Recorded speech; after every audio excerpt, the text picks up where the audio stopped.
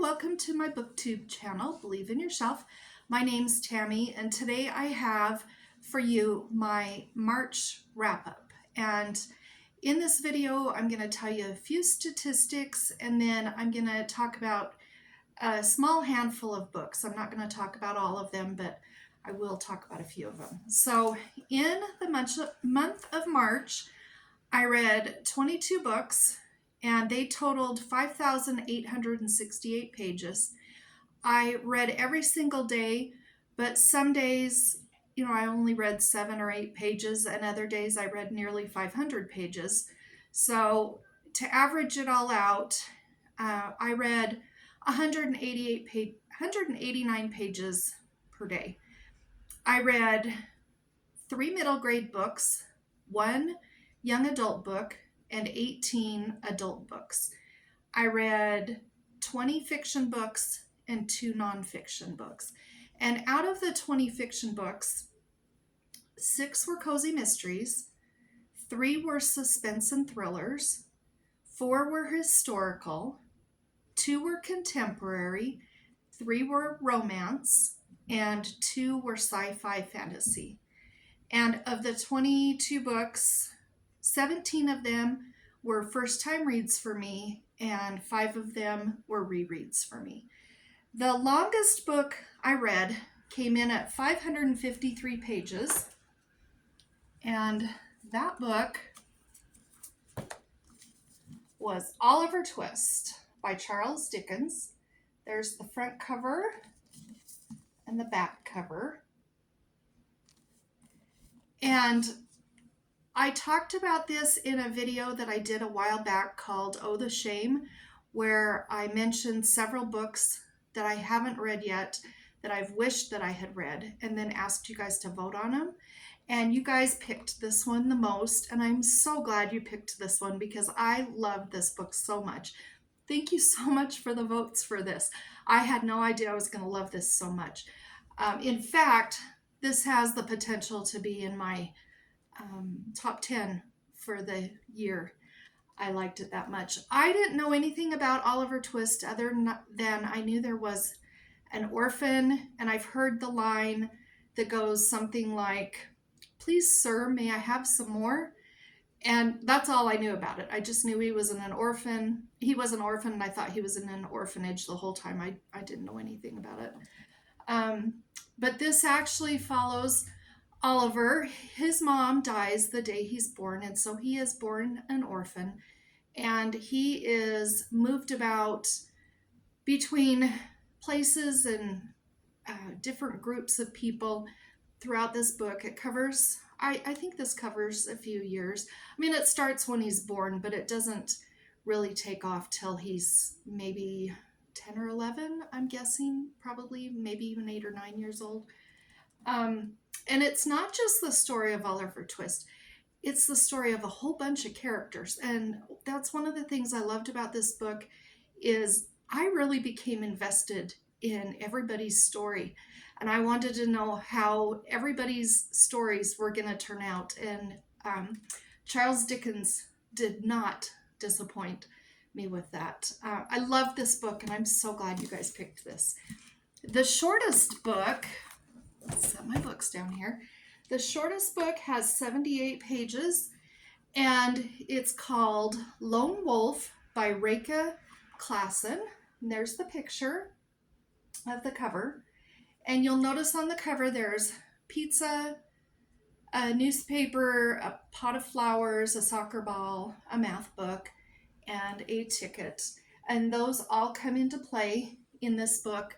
Now, Raeca Klassen, I'm sure you guys probably watch Chantel at Chantel Reads All Day, but her daughter, her 12-year-old daughter, wrote this book, and she got it published, and it's on Amazon, and I was so excited to be able to buy it and support her by purchasing it. And it is a cute book. She did a really good job. It's about a boy who's in the foster care system, and he's staying with a family, I think the Collins family, and his whole time that he's been in foster care, he's felt like a lone wolf, that he doesn't belong anywhere, And this is the story of him finally finding a family that he fits in with and feels like he belongs with. And I thought she did a really good job writing this book. I can't believe she's only 12 years old and she wrote this. And I do know that my granddaughters, when they're 10 or 12 years old, I'm sure that they're going to love this book. Okay, also, I participate in 2 year-long readathons. The first one is Kayla from Books and Lala, and hers is the, what is it called? I've lost the name. Hang on. Let me go back to my notes up here. It's the Buzzwordathon. And for the month of March, her prompt was character names. So I have Charlotte's Web by E.B. White. And this book here, I read to my granddaughters. I read to them every night before they go to bed. They go get in bed and get all cozy and tucked in. And I go sit on a chair and we turn on the lamp and I read a chapter or 2, sometimes 3, depending on the size of chapters. And we just read this in March and the girls loved it. It's the story of a pig named Wilbur and a spider named Charlotte. And if you haven't read this, please pick it up and read it. It's such a cute story. And if you have read it, you might enjoy picking it up and reading it again. It's on audio, but if you can find a copy, like a physical copy, it's got the cutest pictures in here. There's one of them. Well, they're illustrations, I guess, but they're darling illustrations. And this is such a fun book, and I enjoyed it immensely. Okay, and then the other year-long readathon is Chantel's, and hers is called the Seasonal Challenge. And her prompt for March was middle grade. So the first book I want to show you, I didn't read this year. I read it last year, but I want to talk about it real quick first. It's called The Remarkable Journey of Coyote Sunrise by Dan Gemeinhart. I may be mispronouncing that, but there's a picture of it. And that's the back. And you'd want to start with this one. I'm going to talk about another book, but you'd want to start with this one because it's a duology. But this is the story of a girl. She's about 12 years old, and her name is Coyote, and her dad is Rodeo. And Coyote's mom and sisters have passed away in a car accident. And she and her dad are having a hard time dealing with their grief and just having a hard time with losing so many members of their family. So they are on a bus, and it's been a couple of years, and they just kind of drive around the United States and see different things and whatever, and live kind of wild and free. And this story here is about a trip they make, and they pick up a whole bunch of different people along the way, and it becomes a really nice found family story, and I loved it. Well, he wrote a sequel, so if you've read that one, you'll want to check into this one. It's called Coyote Lost and Found. That's the cover. That's the back. Okay, so this one here, we're still following Coyote and her dad, Rodeo. They now live in a place. They're not just riding around on their bus. They do live somewhere. They have a home now, and they've dealt fairly well with their grief, and they're moving on. And they have something that happened that makes them decide they're going to go on another road trip. I don't want to say anything about that, but they go on a road trip, and just like in the first book, they pick up a lot of characters along the way. And again, it's a found family story. And these 2 books are so good. If I could recommend that you read anything that I have here today, it would be these, because these are wonderful stories. I don't care if you're middle grade or 99 years old. I think these books should be read by everyone. They are so good. They are on Libby as audiobooks. They're on Libby as ebooks. Libby's free. I'm sure they're on other programs like Audible or whatever else there's out there. And there's also, library copies, or you can buy them. So they're pretty available, readily available for everyone. So I hope you'll read these 2 books. They were so good. Okay, I do have a trilogy to talk about, and then 3 single books that are standalones. So the trilogy is a cozy mystery series. Now, I'm used to cozy mysteries that take place in a small, cozy little town, and our main character, works somewhere unusual, a bakery or a library or wherever they work, and you follow them through their job, and you get to know the townspeople, and they usually have a pet that lives with them, and there's always a murder, and the main character ends up solving it. Well, this series is called Alaska Campground Cozy Mysteries by Julie Ecker. And let me tell you the titles of these first, and then I'll tell you a little bit about them. The first one is A Midlife Mountain Murder. Book 2 is A Case of Mistaken Identity.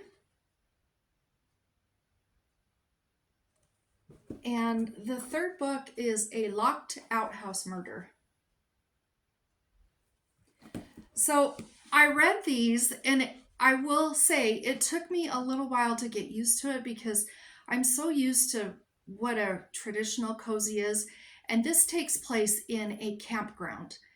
And it only takes place in the campground and the trails that are nearby, and the wildlife that's nearby. That's where it takes place. They all take place there. There's no going to town or anything like that. So we follow Vicky, and she's the campground host.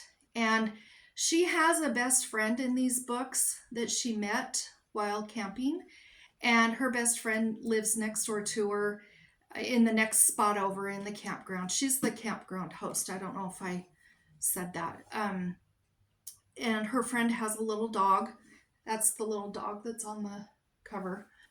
And what's fun about this is there are recurring characters. There's a few people that work in the nearby town that live at this campground, and they're in the books. And there is a sheriff in town, but we only see him when he comes out, to investigate a murder or whatever.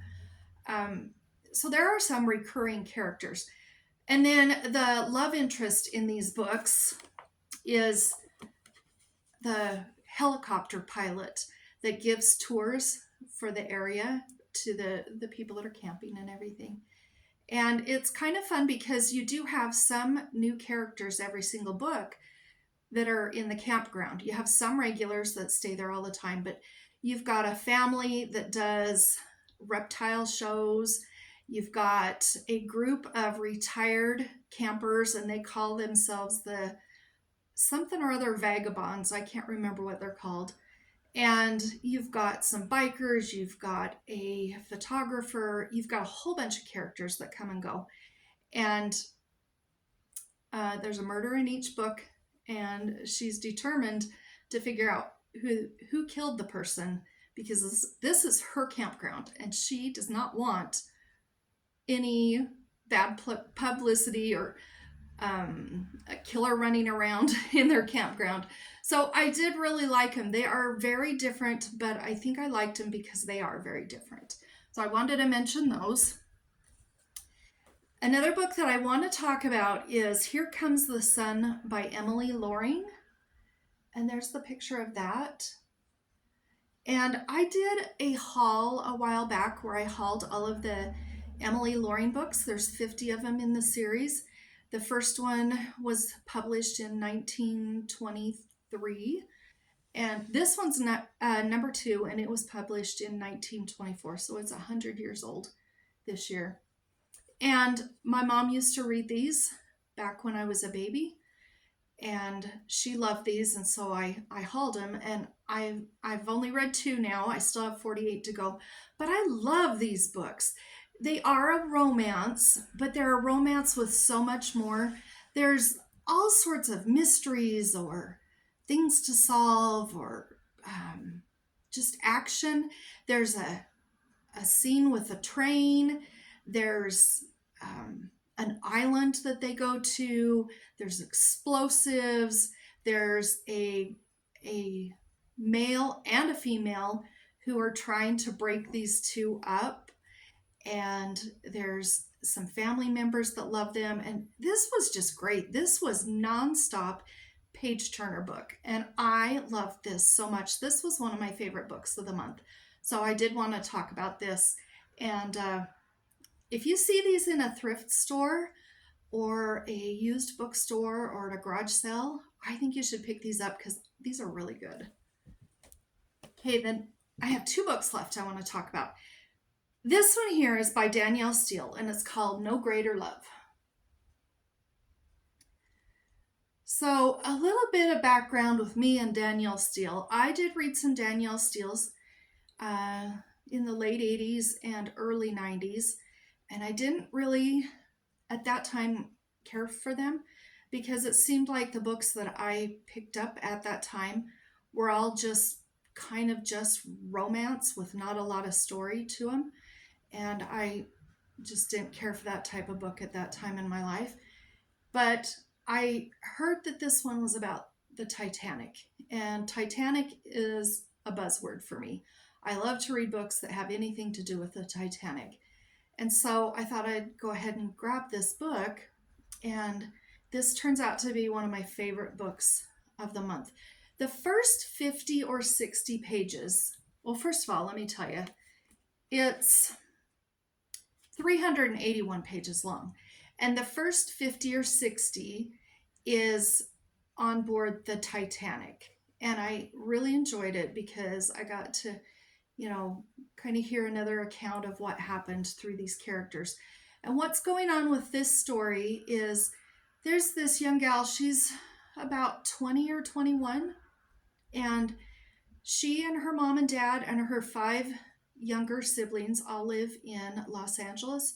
Her dad runs a really well-established newspaper in Los Angeles, and she has met someone from England, and they are engaged. And they go to England so that both the families can meet, and then her fiance decides to come back with the family, and he's gonna kind of get things set up for where they're going to be living and everything before this, and get ready for this marriage. And they come back on the Titanic, and this is not a spoiler because all of this happens within 50 or 60 pages. But her mom and dad and her fiance all die, and the only ones that survive are her and she and her 5 younger siblings are the only ones that survive. And they get back to the United States. They go back to Los Angeles. And this book has very, very little romance because what this story actually is about is her trying to deal with the loss of her parents and also the loss of the love of her life, her fiance. And she has to run this newspaper. She's only 21 years old in the early 1900s. And she's running this newspaper. She's also raising all 5 of her siblings, who range from about 16 or 17, down to a year and a half, maybe 2 years old. I'm not positive. I can't remember. And it's just, what do I want to say? It's just her story for the next 10 years and what she goes through. And this was so good. I love this so much. And I think there might be a movie, or maybe there's a movie coming out. Maybe there's already a movie. I don't remember. But it seems like somewhere along the way during this last month, I saw something about a movie called No Greater Love by Danielle Steel, from Danielle Steel. And I'm going to check into that and see if I can watch it because I really liked this book. If you like Danielle Steel and you haven't read this one, I think you should pick this one up. And even if you don't like Danielle Steel, I think you'd really like this book if you like this type of book. Also, if you like books that have to do with the Titanic. Okay, I have one more book to talk about. Now, this was recommended by one of my subscriber friends, and the book that was recommended was Arctic Daughter, A Wilderness Journey by Jean Aspen. And this was recommended because I talked about another book that's kind of along the same lines, somewhat similar. A husband and a wife who are up in a cold area and surviving for a year. But this book here follows these two people on the back. And this is Jean Aspen and her, at that point, boyfriend. I think he was even a fiance at this time. And they were from Arizona and in college, and they wanted to go up to northern Alaska and try and just live off the land. So they left one summer and they went up there. They were up there, I think, 3 or 4 years total. But the way she wrote it, she sort of condensed it down into about a year just to make it more interesting for the read. Otherwise, it would have probably been too long. And they got there, they got as far as they could, with, they were in a pickup. And then they took a boat and they went just as far as they really could possibly go, really. And they had to stop in the summer and figure out what they were going to do for food. They had to get a shelter built. They picked up a little dog along the way. And this is their story of how they lived day to day, how they survived. There was a time where they were just starving. There was also a time where they were really worried they weren't going to have shelter because winter was coming and it was already snowing and they didn't have their cabin quite built. And I really, really liked this book. They were up there by themselves for a long time. And if you like this book, I've seen on Amazon, if you read this, I know on Amazon that the author has written, the author passed away a couple of years ago, and she did have at least one other book on Amazon. And her mother actually had several books that she wrote that are on Amazon also, because her mother, Jean's mother, loved to live out in the wild with her husband, Jean's father, before all this happened. And this was such a good book. I really enjoyed this. I bought a copy for me and for my dad, and we buddy read it together, and my dad loved it just as much as I did. So I am so grateful for the recommendation for this book because I loved it. This was one of my favorite reads of the month. So that's my wrap up for the month of March. And I had a really good reading month. I hope you had a good reading month too. If you had a favorite book that you loved, I'd love to hear what it was down in the comments. And until my next video, goodbye.